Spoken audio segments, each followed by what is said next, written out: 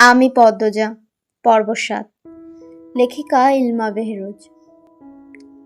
হেমলতার বুক শীতল স্নিগ্ধ কোমল অনুভূতিতে ছেয়ে গেল।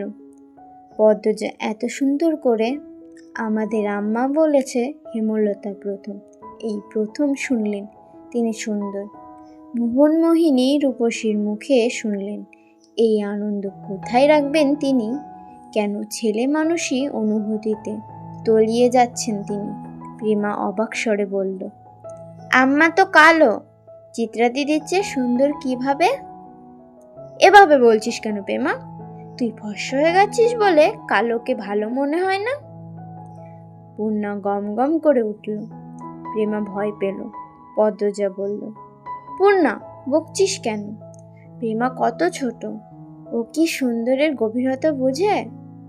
ও খালি চোখে ফর্সা কালো তফাৎ দেখে।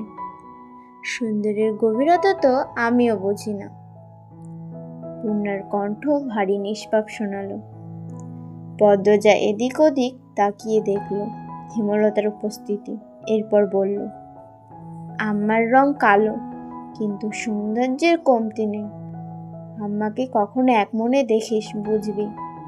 আমাদের আম্মা চোখ দুটি গভীর, বড় বড়, পাতলা মসৃণ ঠোঁট। আম্মার ঘন চুলের খোপায় এক আকাশ কালো মেঘ। আম্মার শাড়ির কুচির ভাঁজে আভিজাত্য লোকানো।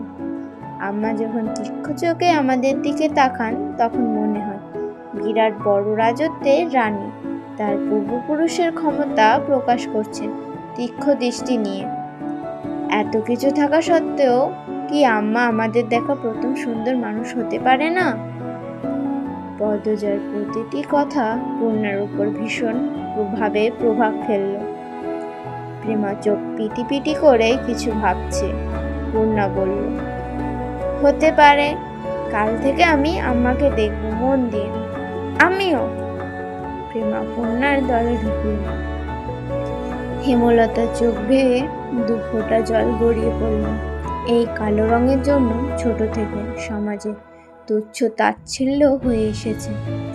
কত লুকিয়ে কাঁদা হয়েছে, কত করে চাওয়া হয়েছে কেউ সুন্দর বলে, কিন্তু সেই কপাল কখনো হয়নি। আর আজ এই বয়সে এসে শুনলেন তিনি কুৎসিত নন, তার মাঝেও সৌন্দর্য আছে। জন্মদাত্রী মা কালো রঙের জন্য গরম চামচ দিয়ে পোড়া দাগ করেছিলেন ঘাড়ে, আর গর্ভের সন্তান আজ সেই অনুচিত কাজের জবাব দিল। আল্লাহর সৃষ্টি কেউ অসুন্দর নন, সবার মধ্যেই সৌন্দর্য আছে, যা ধরা পড়ে শুধুমাত্র সুন্দর একজোড়া চোখে। নিশুতি রাত, চারিদিকে ঝিঝি পোকার ডাক। হেমলতার চোখ খুললেন। হুট করে ঘুমটা ভেঙে গেল। ষষ্ঠ ইন্দ্রিয় ইঙ্গিত করছে কোন ষড়যন্ত্রের। লাহারি ঘরের ডান পাশে দুজোড়া পায়ের আওয়াজ। হেমলতার বুক কেঁপে উঠল। তিনি দ্রুত উঠে বসেন। দু চৌকির মাঝে পর্দা সরিয়ে দেখেন পদ্মজার অবস্থান। পদ্মজাকে ঘুমাতে দেখে আটকে যাওয়া নিঃশ্বাস ছাড়েন। পায়ের আওয়াজ একদম পাশে শোনা যাচ্ছে। হেমলতা তীক্ষ্ণ দৃষ্টি নিয়ে ডান পাশে তাকান। গাঢ় অন্ধকার ছাড়া কিছু দেখা যাচ্ছে না, তবুও তিনি তাকিয়ে আছেন। দৃষ্টি দেখে মনে হচ্ছে অদৃশ্য গোপন শত্রুকে তিনি দেখতে পাচ্ছেন। কে ওখানে? হেমলতার ঝাঁঝালো কণ্ঠে পায়ের আওয়াজ থেমে গেল। সেকেন্ড কয়েক পর জোড়া পা যেন ছুটে পালালো।